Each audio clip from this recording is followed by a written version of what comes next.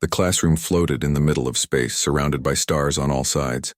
Large windows showed the darkness outside, making the room feel like it was hanging in nothing. Inside, students from different worlds sat at their desks, each one looking completely different from the next. Taman sat near the back, his simple human form standing out among the strange creatures around him. To his left sat Kira, whose body looked like it was made entirely of purple crystal. Light passed through her when she moved, creating little rainbows on the desk. To his right sat Brahm, who was not sitting at all but floating above his chair like a cloud of green and yellow gas held together by some invisible force. Professor Vexkar walked to the front of the room on 6 thin legs. His body looked like a giant beetle covered in shiny black armor. His 4 eyes moved independently, watching all the students at once. When he spoke, his voice came out in clicks and buzzes, but the translator device on the wall changed it into words everyone could understand. "Students, today we begin our unit on cultural safety standards," the professor announced. His antenna twitched as he spoke. "Each species in our galaxy has different ideas about what is safe and what is dangerous. What seems harmless to one species might be deadly to another." Taman pulled out his notebook and started writing. He had been at the Galactic Academy for 3 months now, and he still found everything fascinating. Back on Earth, he had worked as a firefighter for 5 years before applying to the exchange student program. When he got accepted, everyone in his town threw him a party. He was the first person from his city to go to space. "Your assignment is simple," Professor Vexkar continued. "Bring something from your home world that you consider safe, something you would trust a child to use. We will use these items to understand how different cultures view safety." Around the room, students started talking to each other in excited whispers. Kira's crystal body chimed softly as she turned to Taman. "This sounds interesting," she said. Her voice sounded like wind chimes. "My people have very strict safety rules. We are fragile, so everything must be soft and gentle." "That makes sense," Taman replied, smiling at her. "What will you bring?" "Probably a resting cushion," Kira said. "They are filled with air and covered in the softest material we can make. Even our children use them from the moment they are born." "Nothing safer than that." Brahm drifted closer, his gaseous form swirling. "I will bring a static-free cloth," he said, his voice sounding like wind through a tunnel. "My people are very careful about sparks. One small spark could ignite our atmosphere. We teach our young ones about static-free materials before they learn anything else." Taman nodded, taking mental notes. Everything here was so different from Earth. These species had evolved in completely different ways, with different dangers and different solutions. It was exactly why he wanted to come here in the first place. Professor Vexkar raised one of his front legs to get attention. "I want to be clear about something," he said seriously. "This is not a competition. This is about understanding. When we see what others consider safe, we learn about their world, their evolution, and their values. Treat this assignment with respect." "Professor," Taman raised his hand. "Can I go first? I would love to show everyone something from Earth." The professor's 4 eyes all focused on Taman at once. "Enthusiastic as always, Taman. Yes, you may present first. That will set a good example for the others." After class ended, Taman walked through the station's long corridors toward the human section. The Galactic Academy was huge, built to hold thousands of students from hundreds of different worlds. Each species had their own area designed for their specific needs. The human section had normal gravity, oxygen-rich air, and temperatures that felt comfortable to Earthborn people. He found Hana in her office, sorting through documents on her holographic screen. Hana was the cultural liaison officer for humans at the Academy. She had been working here for 10 years, helping human students adjust to life among aliens. She was in her 40s with short black hair and a calm smile that made everyone feel welcome. "Taman," she greeted him warmly. "How was class?" "Great. We got an interesting assignment," he said, sitting down in the chair across from her desk. "We need to bring something from our home world that we consider safe. I want to bring something really educational, something that shows how humans handle safety." Hana leaned back in her chair. "That sounds like a good assignment. What are you thinking of bringing? A first aid kit? A safety harness? A fire extinguisher?" Taman grinned. "I was thinking something more hands-on, something that really shows how we handle dangerous situations safely. Can I borrow the flamethrower from the Earth Equipment Archives?" Hana laughed, thinking he was joking. "Very funny, Taman. Seriously? What are you going to bring?" I am serious, Taemin said, his smile fading into confusion. A flamethrower is safety equipment. We use them for controlled burns to prevent wildfires. We use them to clear ice from important infrastructure. Back home I used one all the time in my firefighter training. They are perfectly safe when used correctly. The smile disappeared from Hana's face. Taemin, you cannot bring a flamethrower to class. Do you understand how the other species would react? Most of them have never even seen fire outside of videos. Some of them are terrified of it. But that is exactly why it would be educational, Taemin argued. They will learn that humans have different safety standards. We have lived with fire for thousands of years. It is safe to us because we know how to control it. Hana rubbed her temples. She had dealt with cultural misunderstandings before, but this was going to be a big one. Listen to me carefully. What humans consider safe and what the rest of the galaxy considers safe are two very different things. A flamethrower is a weapon to them, a tool of destruction. They will not see it the way you do. Then what should I bring? Taemin asked, feeling frustrated. A pillow? A blanket? That is what everyone else is bringing. I thought this assignment was supposed to show our differences, not our similarities. Hana thought for a long moment. She looked at Taemin's honest face and saw how much he wanted to represent humanity well. He did not understand yet how different humans really were from everyone else here. Maybe he needed to learn that lesson, even if it was going to be difficult. All right, she said slowly. I will let you borrow the flamethrower, but I am coming to your presentation, and you need to prepare a very good explanation for why you chose it. Do you understand?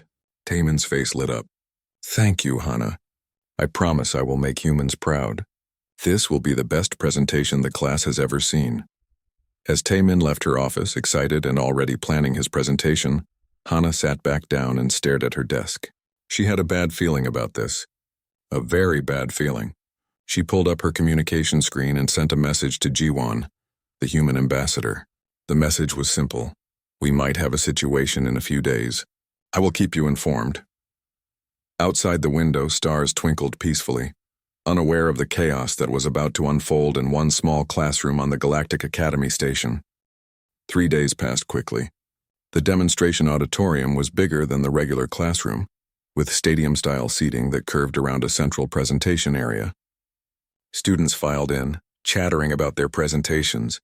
Each one carried something from their home world, wrapped carefully or held gently in their appendages, tentacles, or manipulator fields. Taemin arrived early, pushing a large metal case on a hovering platform. He parked it near the presentation area and sat down next to Yule, another human student who was studying engineering. Yule looked at the case and raised an eyebrow. What did you bring? Yule whispered. You will see, Taemin said with a confident smile. What about you? A safety helmet from a construction site, Yule replied, holding up a bright yellow hard hat. Simple, practical, and actually designed to protect people. You know, normal safety equipment. Taemin nodded but said nothing. He was sure his presentation would be memorable. Professor Vexikar entered the auditorium, his 6 legs clicking against the floor. Behind him came Hana, who quietly took a seat in the back row. She caught Taemin's eye and gave him a look that clearly said, "Be careful." Taemin gave her a thumbs up. Welcome, students, the professor began. Today we will see the beautiful diversity of safety across our galaxy. Remember, there are no wrong answers here. We are learning about each other. He gestured to a small alien who looked like a floating jellyfish. Mira, you may begin. Mira drifted to the center of the room and produced a small glowing orb. This is a bioluminescent companion, she explained in a soft musical voice. On my world, we give these to children. They provide light without heat, comfort without noise, and they live for many years. They are completely harmless and have been used for thousands of generations. The class murmured appreciatively. Professor Vexkar nodded. Wonderful. A perfect example of safety through natural biology. Next, please. One by one, students presented their items. Kira showed her cushion, which was so soft it seemed to absorb all pressure. A reptilian student named Sark brought a cooling stone that regulated body temperature. Another student, whose name Taemin could not pronounce, showed a water purifier that was safe enough to drink from immediately. Every presentation was gentle, soft, calm, designed to never cause harm under any circumstance. Then it was Taemin's turn. Taemin, please come forward, Professor Vexkar said. Show us what humans consider safe. Taemin stood up and walked to his metal case.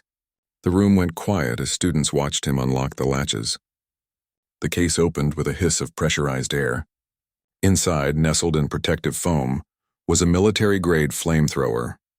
The metal gleamed under the auditorium lights. The fuel tank was clearly visible, along with the ignition mechanism and the long barrel designed to project fire. For a moment, nobody moved. Nobody spoke. Then Kira made a sound like shattering glass and dove under her desk. Brahm immediately dispersed, his gaseous form spreading thin and racing toward the ventilation system. The reptilian student Sark's scales went completely white and he froze like a statue. "Weapon!" someone screamed. The auditorium erupted into chaos. Emergency alarms started blaring. Red lights flashed from the ceiling. Automated safety screens began descending to separate the presentation area from the seating. Students scrambled over each other to reach the exits. Some species that could teleport simply vanished. Others pressed themselves against the walls as far from Taman as possible. Professor Vexkar's body locked up completely. His biological defense mechanism activated, turning his exoskeleton into a rigid shield. He stood frozen in mid-step, his four eyes wide with terror. Security drones dropped from hidden panels in the ceiling. 6 of them, each the size of a large dog, surrounded Taman with weapons extended. Bright red targeting lasers painted dots across his chest. "Drop the weapon immediately," a mechanical voice commanded. "Step away from the device. Put your hands on your head." Taman stood in the center of the chaos, completely confused. He held the flamethrower loosely in his hands, not pointing it at anyone, just holding it like he would hold any tool. His face showed genuine bewilderment. "What?" he said, looking around at the pandemonium. "It is not even turned on. I was just going to explain how it works. Put it down now." The security drones repeated, moving closer. Hana jumped from her seat and ran toward the presentation area, her hands raised. "Everyone calm down. He is not threatening anyone. It is for a presentation." But her voice was drowned out by the alarms and the screaming students. More security drones arrived. The exits were now completely blocked by students trying to escape. Someone was crying. Someone else was shouting in a language the translators could not process. Yul ran to Taman's side. "Put it down, man," he hissed urgently. "Just put it down slowly." Finally, Taman understood that something was very wrong. This was not the reaction he expected. He carefully, slowly, placed the flamethrower back in its case and stepped away with his hands raised. The security drones did not lower their weapons. The main doors burst open and a massive figure entered the auditorium. Dexrin, the station's security chief, stood nearly 8 feet tall. His species was reptilian, covered in thick armored scales that looked like they could stop bullets. He wore full combat gear and carried a plasma rifle that looked like it could blow a hole through the station wall. His yellow eyes locked onto Tamin. "Nobody move," Dexrin commanded. His voice was deep and rumbling like thunder in a cave.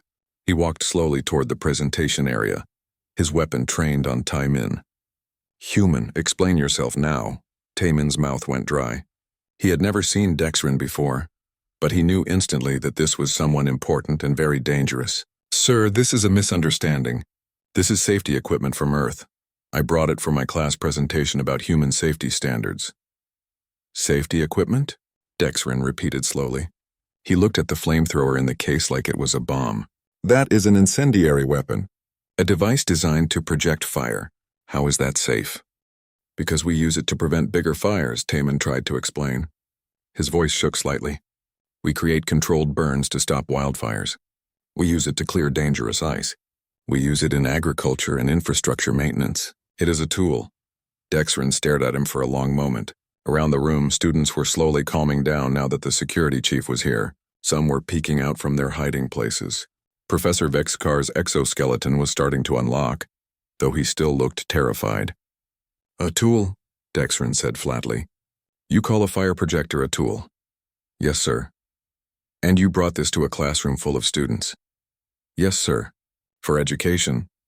"And you thought this was appropriate?" Taman hesitated. Looking around at the destroyed auditorium, the terrified students, the armed security drones, and the massive security chief pointing a weapon at him, he finally understood how badly he had miscalculated. "I am starting to think it was not," he said quietly. Dexrin lowered his weapon slightly. "You will come with me to the security office. Bring the device, We need to have a very long conversation about what humans consider safe. He looked at Hana. You too, liaison officer. I want to know how this was approved. As Tae-min was escorted out of the auditorium, he looked back at his classmates. They all stared at him like he was insane. Even Yul looked shocked. Kira was still under her desk, her crystal body vibrating with fear. The metal case with the flamethrower was sealed by a security drone and carried out separately, treated like it contained explosives. The presentation had lasted less than 3 minutes, but Tae-min had a feeling the consequences would last much longer. The security office was a cold metal room with no windows. Tae-min sat in a chair that was too small for human proportions, making him feel uncomfortable and off balance. The flamethrower case sat on a table across the room, surrounded by scanning equipment and analysis tools. 3 security drones hovered in the corners, their red lights blinking slowly. Dexrin stood against the wall with his arms crossed, watching Tae-min with those unsettling yellow eyes. Hana sat in another chair nearby, looking tired and worried.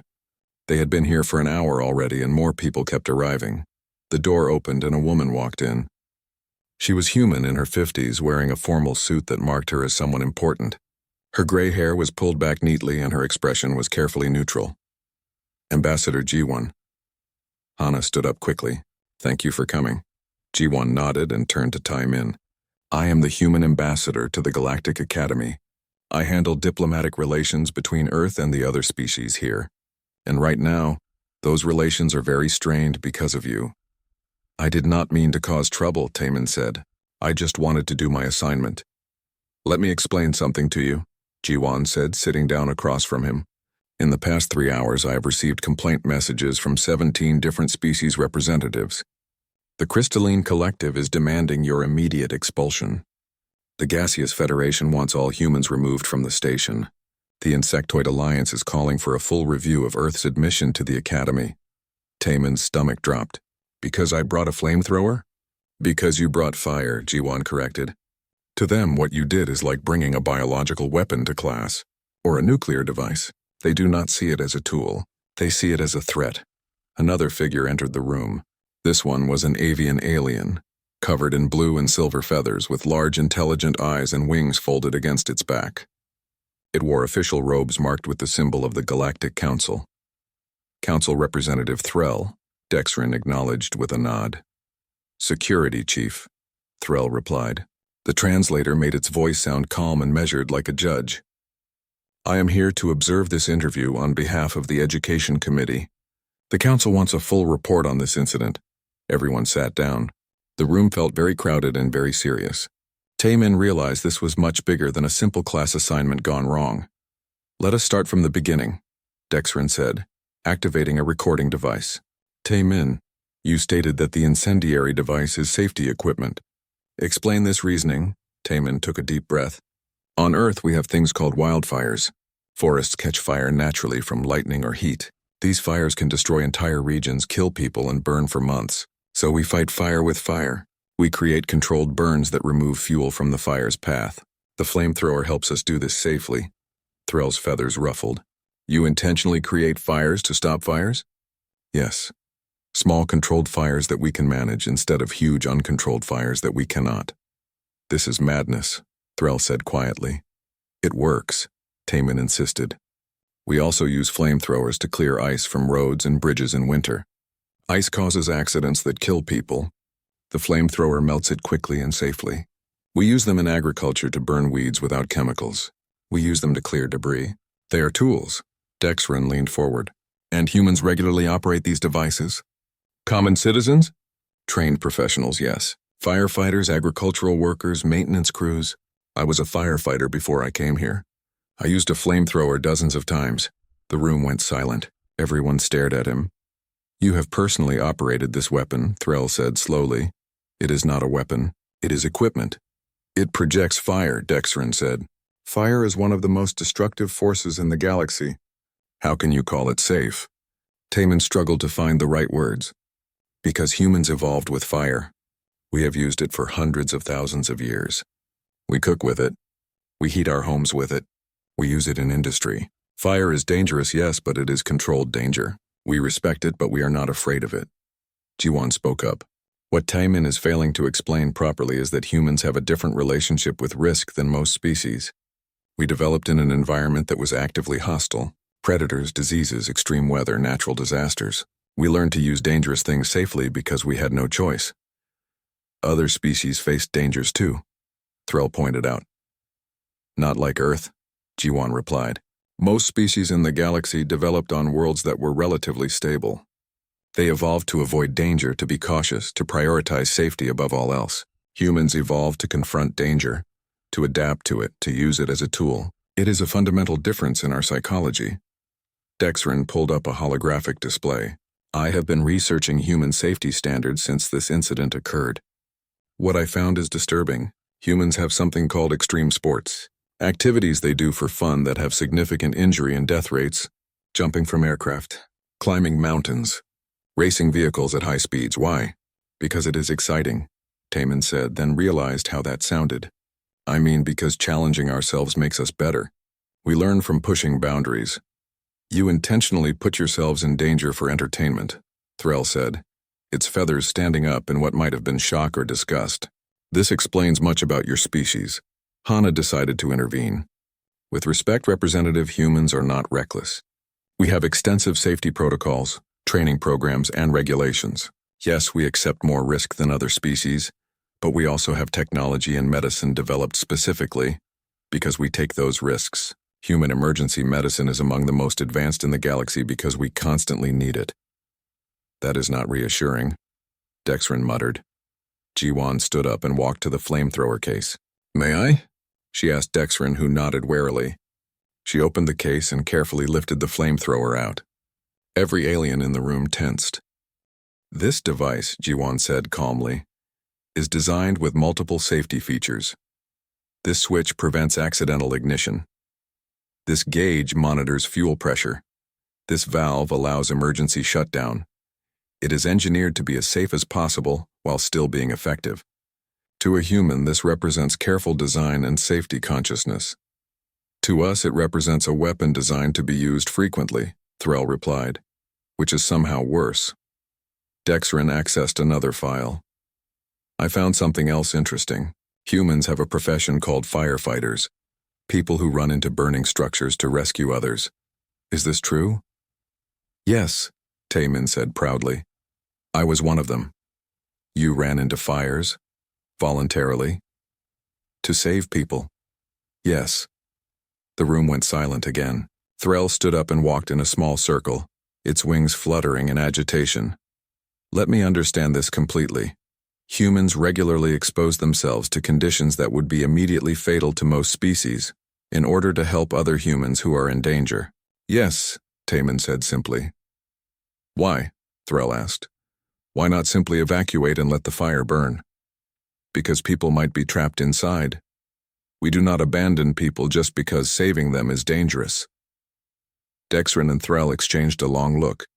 Something passed between them, some understanding that Taimin could not quite read. Jiwan carefully placed the flamethrower back in its case. I think what my people are trying to say is that humans have a different definition of safety. Safety to us is not the absence of danger. It is the skill and preparation to handle danger when it appears. We cannot eliminate risk from our lives, so we learn to manage it instead. This is a fundamental incompatibility, Threll said quietly. How can humans study alongside species who are terrified of the very things humans consider normal? Today it was a flamethrower. Tomorrow it might be something else. Where does it end? Are you saying humans should be expelled? Hana asked, her voice tight. I am saying the Council will have to consider whether the Academy can accommodate such different safety philosophies. This incident has revealed a gap that we did not know existed. Taimin felt his heart sink. He had come to the Academy to learn, to represent his planet, to build bridges between humans and other species. Instead, he might have destroyed Earth's chance to be part of the galactic community. The interrogation continued for 2 more hours. They asked about human history, about weapons, about industrial accidents, about every dangerous thing humans had ever done. By the end, Taimin felt exhausted and defeated.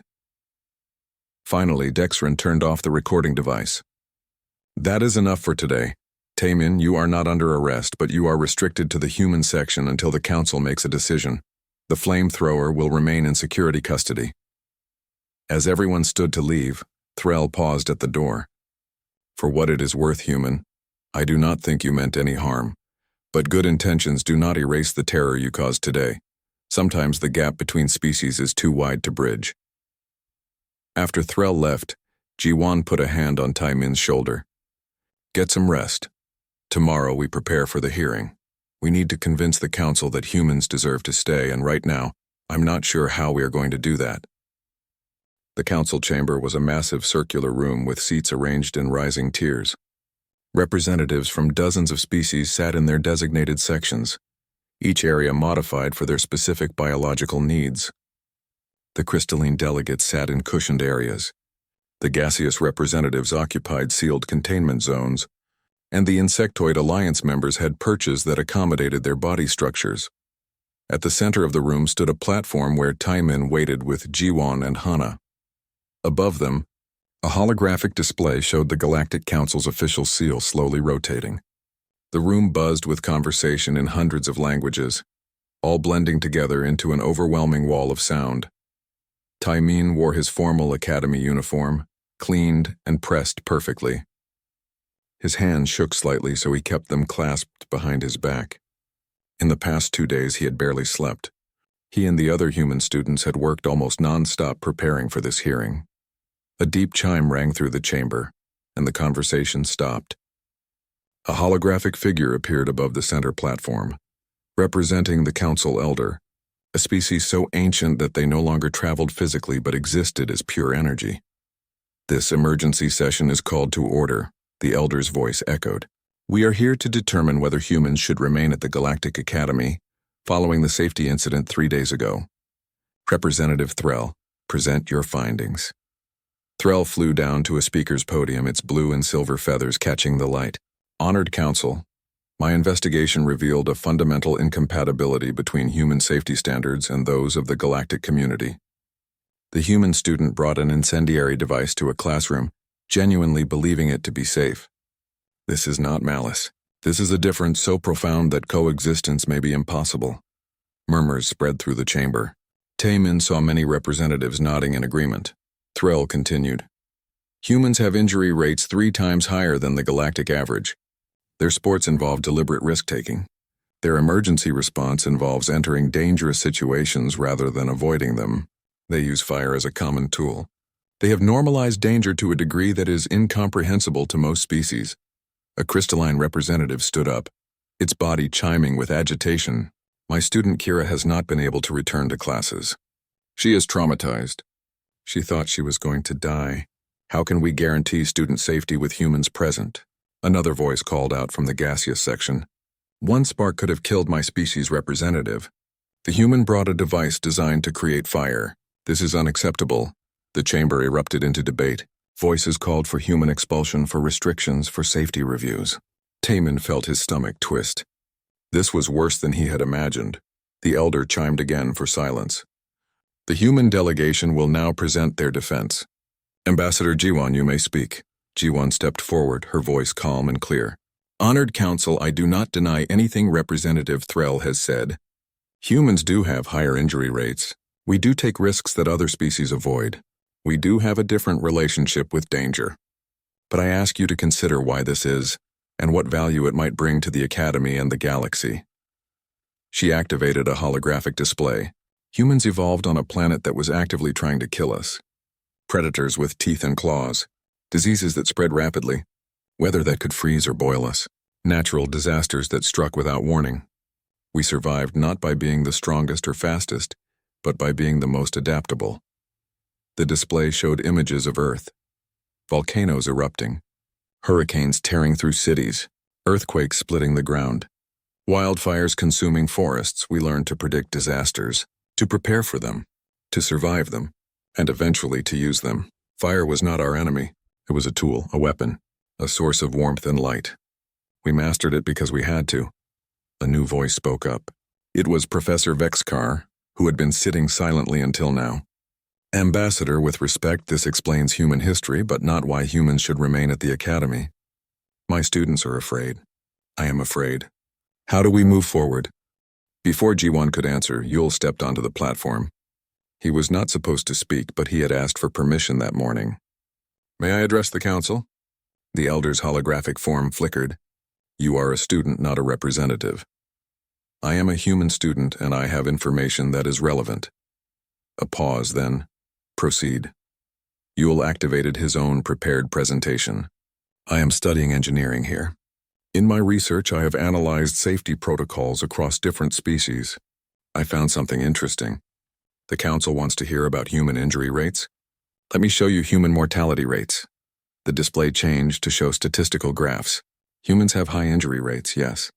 We get hurt often. But our death rates from those injuries are among the lowest in the galaxy. A crystalline who falls and cracks will likely die. A human who falls and breaks a bone will heal. We built our entire medical system around the assumption that people will get hurt, so we became very good at fixing them. He pulled up more data. Human emergency response time averages 6 minutes. Galactic average is 40 minutes. Why? Because we practice rescuing people from dangerous situations constantly. Human trauma medicine can save people from injuries that would be instantly fatal to most species. Human disaster preparation includes plans for earthquakes, floods, fires, storms, and volcanic eruptions. We do not just plan to evacuate. We plan to survive and rebuild. The council chamber was quiet now, representatives listening carefully. Yul's voice grew stronger. You see danger in human behavior. I see preparation. You see recklessness. I see adaptation. Humans are not careless with safety. We are just honest about the fact that danger exists and we prepare for it. Taemin watched as data scrolled across the displays. Yul and the other students had worked day and night compiling this information. Comparison charts showing human versus alien disaster response, medical outcome statistics, survival rates in emergency situations. Then Taemin stepped forward. May I speak about the Flamethrower incident? The elder allowed it. Taemin's voice was quiet but steady. I made a mistake, not in bringing the Flamethrower, but in not understanding how you would see it. To me, it is a tool I have used to save lives. To you, it is a weapon that could end lives. Both views are correct. Both come from our different experiences. He looked around the chamber, meeting as many eyes as he could. I was a firefighter on Earth. My job was to run into burning buildings when everyone else was running out. I did this because someone had to, and humans are built to handle it. We can survive in smoke. We can withstand heat.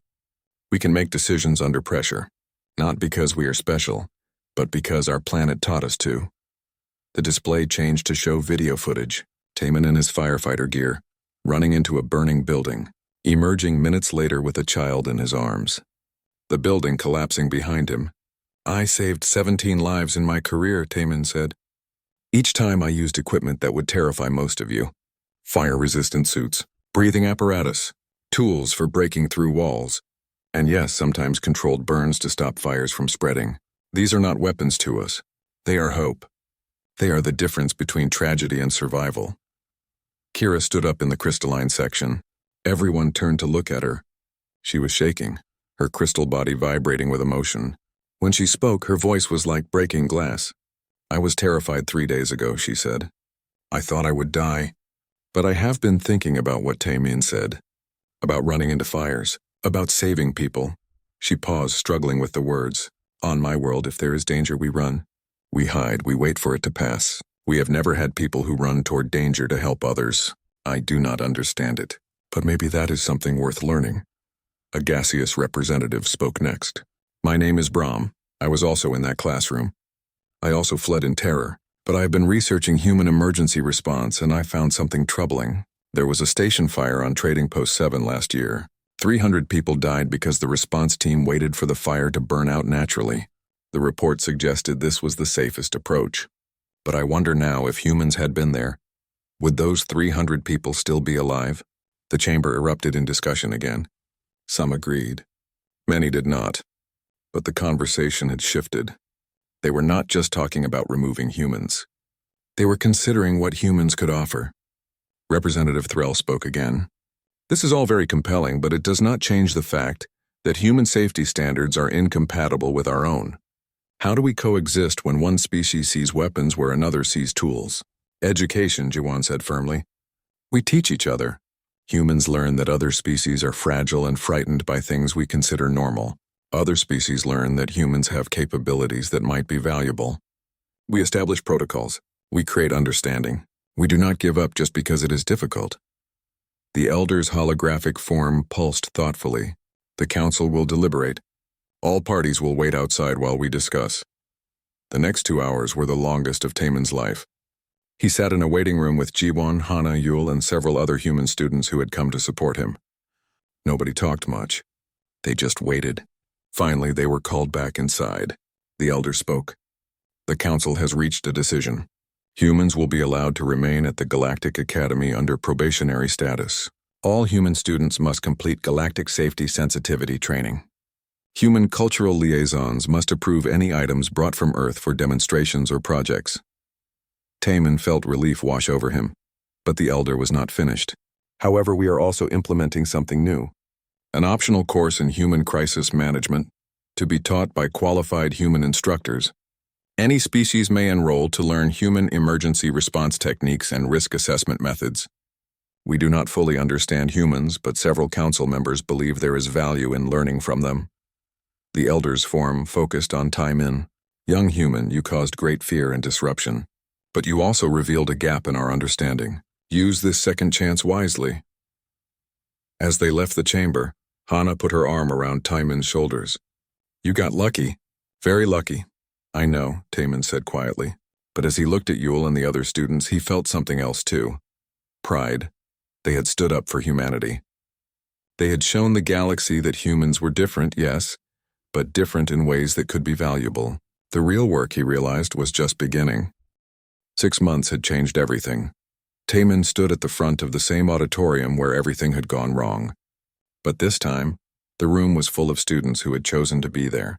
37 beings from 20 different species sat in the seats, watching him with curiosity instead of fear. The emergency alarms were still on the ceiling, but they had not gone off once during his classes. Today we are going to talk about fire safety, Taemin announced. He saw a few students tense, but they did not run. That was progress. Not how to avoid fire. How to understand it, respect it, and if necessary, fight it. He activated a holographic display showing a controlled campfire. Several students leaned forward. Fire was still frightening to them, but now they wanted to understand why humans were not afraid. Kira sat in the front row. Her crystal body no longer vibrated with fear when Taemin moved quickly or raised his voice. She had been his first volunteer student, determined to overcome her terror. Now she was helping him teach. Fire needs 3 things, Kira said, her voice like wind chimes. She had memorized this lesson perfectly. Fuel, oxygen, and heat. Remove any one of these and the fire dies. This is how humans fight fires. Not by running away, but by understanding what fire needs. Excellent, Taemin said, smiling at her. He pulled up images of different fire suppression methods. Water removes heat. Foam removes oxygen. Clearing fuel creates fire breaks. Humans developed dozens of methods because we encountered fire so often. Brahm floated near the back of the room, his gaseous form contained in a protective field. He had overcome his fear too, though it had taken longer. Question, he said. If fire is so dangerous, why did humans not simply avoid it? Why learn to control it? Because we could not avoid it, Taemin explained. Lightning strikes caused fires. Volcanoes created fires. Even friction could start fires. We had 2 choices, fear it forever or master it. We chose mastery. A reptilian student named Vosh raised a claw. But mastery means risk, means people get hurt learning. Was it worth it? Taemin paused, considering how to answer. Fire gave us cooked food, which let our brains grow larger. Fire gave us warmth, letting us survive in cold climates. Fire gave us metal tools, which built our civilization. Fire gave us engines, which took us to space. Every advancement had a cost, yes. But the cost of not advancing would have been extinction. The students absorbed this quietly. It was a very human way of thinking. Risk versus reward, progress versus safety. They were starting to understand it, even if they did not fully agree. The class continued for another hour.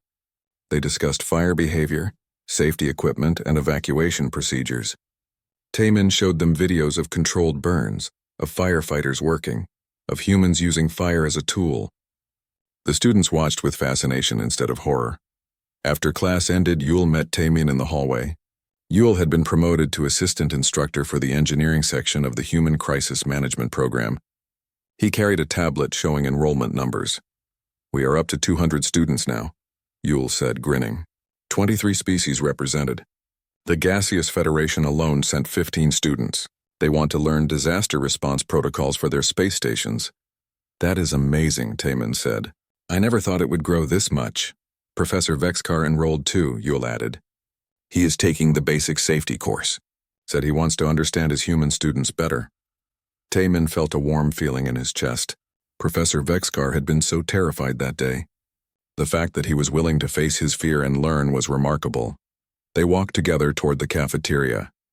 The station felt different now. 6 months ago, humans were isolated, watched with suspicion wherever they went. Now alien students greeted them in the hallways. Study groups mixed species freely. The barriers were breaking down slowly. In the cafeteria, Hana sat with Ambassador Jiwon and a new visitor. Taman recognized the uniform immediately. A Galactic Rescue Service coordinator. Humans had only recently been allowed to join the GRS, and it was still controversial. "Taman, Yule, come sit," Hana called them over. "This is Coordinator Melrix. She has a proposal." Melrix was a tall, slender being with forearms and skin that shimmered like oil on water. Her species was known for their logical thinking and careful planning. She looked at Taman with large dark eyes. "I have been studying the human training program," Melrix said without preamble. "The Council assigned me to evaluate whether humans should be integrated into galactic emergency services. I was skeptical, very skeptical, but the data is convincing." She pulled up a holographic report. "Since humans began teaching crisis management, we have seen a 15% improvement in emergency response times across all stations that have adopted human protocols. Survival rates in station emergencies have increased by 22%. These are significant numbers." "That is good to hear," Jiwon said carefully, "but I sense there is more." "There is an incident," Melrix said. 3 days ago, Station Kepler 7 experienced a reactor containment failure. The automated systems called for total evacuation, standard protocol. But the station had a human exchange student working in engineering. She ignored the evacuation order and went into the reactor core. Taman felt a chill. Was she hurt? She was irradiated, yes. Required medical treatment. But she managed to manually restart the cooling system before the core reached critical temperature. If she had evacuated with everyone else, the entire station would have been destroyed. 4,000 lives saved by one human who ran toward danger instead of away from it. The table went quiet. "The Council wants to know," Melrix continued, "if this is common human behavior. If we can expect humans to consistently act this way in emergencies." Jiwon and Hana exchanged glances. Finally, Hana spoke. "Yes, that is how humans are trained. When others are in danger, humans run to help, even at personal risk. It is part of our culture, our nature." "Then the Council has a request," Melrix said. "We want to establish human emergency response teams on every major station and colony. Trained humans who specialize in high-risk rescue operations, situations too dangerous for other species to handle. You want humans to do the jobs that are too dangerous for everyone else," Yule said slowly. "Yes. With proper training, proper equipment, and proper compensation, you would be saving lives that would otherwise be lost." Taman thought about this. It made sense. Humans were built for danger. They had the biology, the psychology, and the training. But something bothered him. "Will we just be seen as tools?" he asked. "Things you send into danger because we are expendable?" Melrix's expression changed.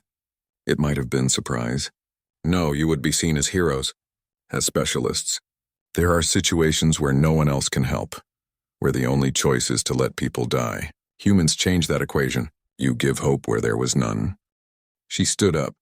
"Think about it. The Council will make a formal proposal next month. But I wanted to speak with you first, to understand if humans would even be willing." After she left, the 4 of them sat in silence for a while. "This is big," Yule finally said. "This is humans becoming essential to galactic society." "It is also dangerous," Hana pointed out. "We would be asking humans to risk their lives regularly."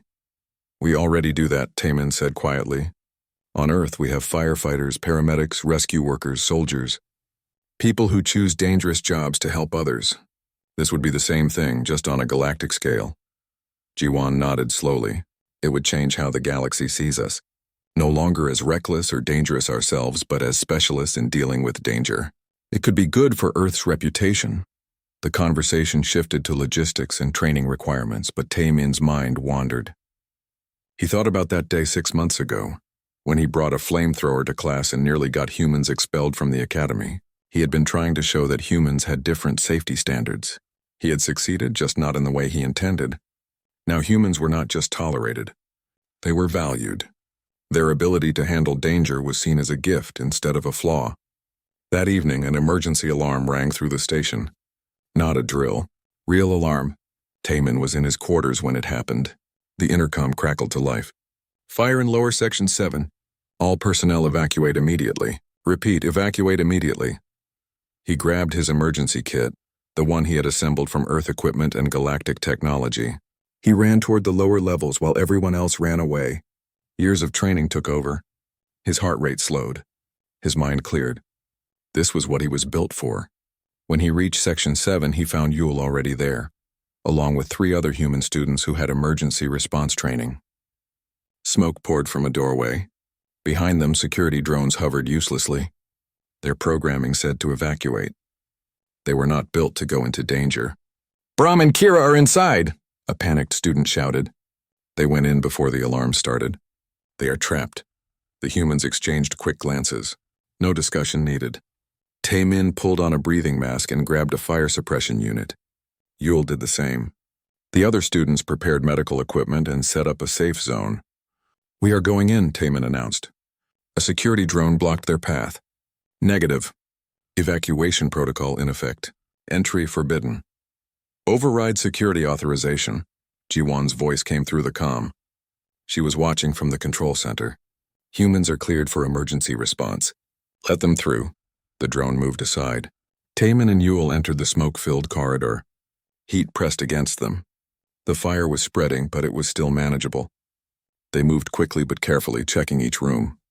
Training guided their actions. Check for victims. Assess fire behavior. Find the source. They found Brahm first, his gaseous form compressed into a tight ball in the corner of a room, trapped by the heat and smoke. Yule carefully contained him in an emergency field and carried him out. Kira was deeper inside in a room where the fire had blocked the door. Taemin used a pry bar to force the door open. Heat blasted out. Kira lay on the floor. Her crystal body cracked in several places from thermal stress. She was still conscious, but barely. "I have you," Taemin said, lifting her carefully. Crystal was fragile, but he had learned how to handle it. He carried her through the flames, using his body to shield her from the worst of the heat. His suit protected him, but he could still feel the temperature rising. He emerged from the smoke to find a crowd had gathered. Medical teams rushed forward to help Kira and Brahm. Firefighting drones had arrived and were suppressing the blaze now that everyone was clear. Dexrin stood at the edge of the crowd, his yellow eyes watching Taemin. When their eyes met, the security chief nodded slowly. It was a gesture of respect. The fire was extinguished within 20 minutes. The damage was minimal. Both Kira and Brahm would fully recover. The crowd dispersed, but Taemin stood in the corridor for a moment looking at the scorched walls. Kira approached him the next day. Her cracks had been repaired, her crystal body gleaming clean. "You saved my life," she said simply. "You would do the same for me," Taemin replied. "No," Kira said honestly. "I would not. I would be too afraid. That is the difference between us. But I am learning. Because of you, because of what you showed us, I am learning that fear is not the end of action. It is the beginning of courage." She held out something small and glowing. "This is a crystalline honor marker. We give it to those who protect our kind. You are the first human to ever receive one." Taemin accepted it carefully. It was warm in his hand, pulsing with soft light. 2 weeks later, the council formally approved the Human Emergency Response Team program. Taemin was offered a position as a team leader. He accepted. The flamethrower that had caused so much chaos was moved from the security office to the Academy Museum. A plaque was installed next to it, the tool that taught the galaxy the difference between danger and safety. On the first day of the new semester, Professor Vexkar stood in front of his interspecies safety class. The room was full of new students, including several humans. "Today's assignment," the professor announced, is to bring something from your world that seems dangerous but serves a protective purpose. We will learn how different species approach the paradox of using risk to create safety. Tae-min, sitting in the back as a guest observer, smiled. He was already planning his next presentation. This time he would bring a defibrillator, a device that stopped hearts to save lives. The class was going to be very interesting. Outside the window, stars glittered in the darkness. Somewhere out there, emergencies were happening. Disasters were unfolding. And now, for the first time in galactic history, there were humans ready to run toward the danger instead of away from it. The galaxy was learning that safety was not about avoiding risk. It was about having someone brave enough to face it when no one else could.